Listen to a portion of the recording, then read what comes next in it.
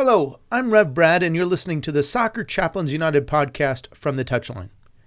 During the month of August, we're going to be looking at some chaplain myths that are out there. These are comments, anecdotes, and myths that myself and other Soccer Chaplains United chaplains have competed up against from time to time, and I want to take a moment to address them. If you're a chaplain in sport or in soccer, or you've got an interest, this next series of pods might be just for you.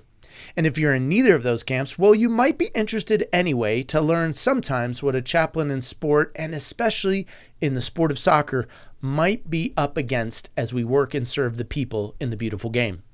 Well, we get the ball rolling right after this. He's found the space, and he's found the back of the net. Just a little off foot, thinking he's going to go far post. Not strong enough with his right hand. Whips that one in. Far post, almost made him ends, and they have. He has the hat-trick, the second in his career, the third of the night, the hat-trick hero. Talked about you're not going to be able to sustain that kind of pressure. To the corner, goes towards the near post, and you're the angle, and what a goal! What a goal! So we come to the end of our little series of chaplain myths. Today, chaplain myth number 4. Now, truth be told, there are many more myths that occur around chaplaincy in sport and chaplaincy in soccer. So I think it's highly likely we're going to do something like this again because I think it's important to dispel some common misnomers and mistruths that are out there when it comes to faith and sport. So, sports chaplain or soccer chaplain myth number 4, let me preface it by saying this. In my nearly 25 seasons of serving as a volunteer chaplain in soccer, one of the most challenging, unsettling times for a person in my role and position is when a coaching change happens. In 23 seasons, I've served as chaplain under 11 different head coaches with my club team, the Colorado Rapids. Each time a head manager change is made, there's a likelihood that a volunteer chaplain's accessibility to the team can also change. Some of this is dependent on a couple of factors. First, has that manager had a good or bad experience, or any experience at all, with a chaplain previously? Second, how comfortable or uncomfortable is the gaffer with issues of faith and religion, personally and professionally? I've had some managers tell me, "Rev, I like you, but I don't think religion has any place in the locker room, so I'm sorry. I'm going to have to ask you to not be in here." I've had other managers operate very differently. Some who've said, Rev, get in here," into the pregame team huddle. Give us a prayer. There are some religious people that have committed really bad, atrocious, abusive acts even, and have used the power, the position, and the influence of their connections in and around professional sport for either personal or professional gain. So, in these moments, the manager transfer or change, the challenge for me as a chaplain is to do some education, maybe some work to gain or regain the trust of the manager, the sporting director, and other key staff and stakeholders or decision makers. In what such instance of a managerial change comes today's myth number 4. The myth goes like this. Well, I guess chaplains are just there for when the bad stuff happens. Essentially, chaplains are just there for when things go wrong. I remember sitting across from this new manager and his assistant. It was one of those interviews, quote unquote, that a chaplain like myself will sometimes get. The coach grants you a short audience. It might be a quick 5 or 10 minutes in the office, and you get the opportunity to make your case as a chaplain. If you've served as a volunteer chaplain in sport for any length of time, especially in a secular setting, you likely have had a moment or two like this, or you're familiar with kind of this time. You know, I've got to pitch chaplaincy. You almost have to offer this apologetic for your presence, this defense of, hey, this is a case for why I'm here and why it's good for me to be here and amongst the team. In this particular moment, I remember that I felt like I was reeling a bit. The manager had had some mixed experiences with chaplains around his previous teams. He also seemed to have some deeper wounds from faith and religion that had left him a bit agnostic and somewhat indifferent. So, As I relayed several stories from my experiences in and around the team as chaplain, the assistant coach piped in and said, "Well, I guess chaplains are just there for when the bad stuff happens." Now, I'd like to say that in that moment, I flipped the switch brilliantly and led them both into a deeper, higher understanding of a greater vision of what chaplaincy is and was and what it could be. But alas, I did not. I was a bit stunned. I was already backpedaling in this meeting. It was kind of like, "Hey, Rev, get in here. Let's have a chat." And I feel like I was trying to save my job. I really had no comeback. I had no response to offer to this assistant coach, nothing to counter him with.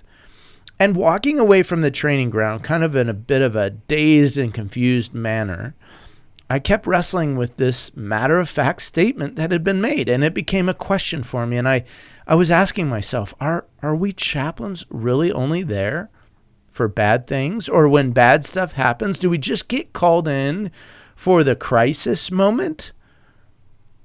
Well, the answer definitively to that is no. I regret in that moment I was caught out. I was ill-prepared to respond to this misnomer that got put out there. Chaplains are there for good things too.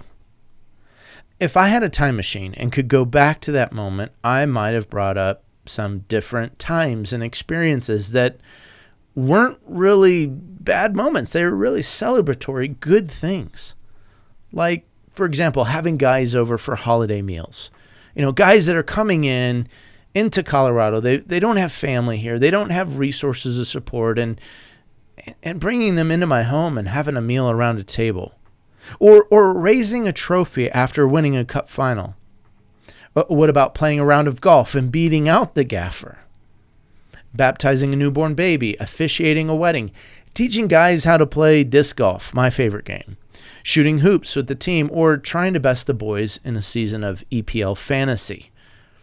Now, if you're to look at the family photo album that I have, you'll see that many people who have been part of the Colorado Rapids team and organization over the years have really been part of my home, part of my life. We've walked together, yes, through difficult times and moments, but also in those sunlit, glory-filled mountaintop experiences too. Part of the work of being a chaplain is to embody the words that the Apostle Paul gives as he writes to Christians in Rome. And he says this, Romans 12:15, "Rejoice with those who rejoice, mourn with those who mourn." Paul is speaking, of course, about general characteristics of Christians who are facing persecution and trial and adversity, but there's a sense that we don't just cry and weep. We're not just there for the bad stuff. We're there in the good moments too, and there are good moments.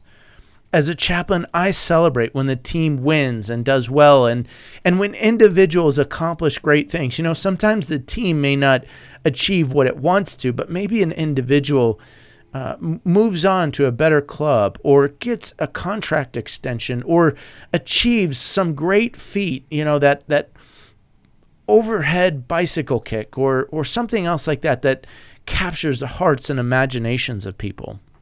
Now, sometimes I think it's good for me to be reminded that we do celebrate. We do enjoy this sport. I tend to be melancholic. I tend to be very serious, and so I feel comfortable. I have to be perfect. I have to fix the world. A lot of my personality, it revolves around these pressures, so sometimes I forget to smile. Sometimes I lose sight of joy until the problems are solved and fixed, and I feel like we can move on. Sometimes we're watching a game and people are like, "Oh, players playing poorly, and what's going on with them?" And I know the background story. I know what's going on off the field. And so even in a highlight moment and the team winning and successful, I know the stories where there's hurt and pain and other things, and sometimes that dulls or dampens my ability to celebrate. But we do take joy. We do rejoice when the team does well, when people succeed, when they thrive, when they flourish. And the truth is that chaplains are there for the good and for the bad, in as much as the powers that allow them to be. One of my favorite memories, one of my favorite moments I'll never forget was standing on the sidelines, 2010 MLS Cup Final. We're in Toronto. It's freezing cold, arm in arm with non-dressing players, and were yelling for the center official to blow the final whistle, which would see the Rapids win their first ever trophy. And when he did, we all sprinted out into the field, hugging and celebrating. It was this euphoric mix of joy and disbelief, and it was freezing cold in Toronto that night, but we were ablaze with joy and laughter. Confetti was in the air, on the ground, medals around our necks. A trophy was raised. It was a beautiful moment. And it was a beautiful time to share with a team and a group of people who had worked so hard all throughout a long season, a long year, to achieve the ultimate, to achieve the best. Well, my friends, if you're a coach, a manager, technical director, if you've been thinking or wondering, what does a chaplain do? Are they just around for when things go bad? I'll tell you, no, it's not necessarily true. That's not only the where and when chaplains can be called on or called into action. They're also there for the wonderful celebratory moments too. Well, hey, thanks for listening to the podcast. If you've got a minute this week, would you leave a rating or a comment in whatever platform you listen? Would love that. This has been Rev Brad coming to you from the touchline.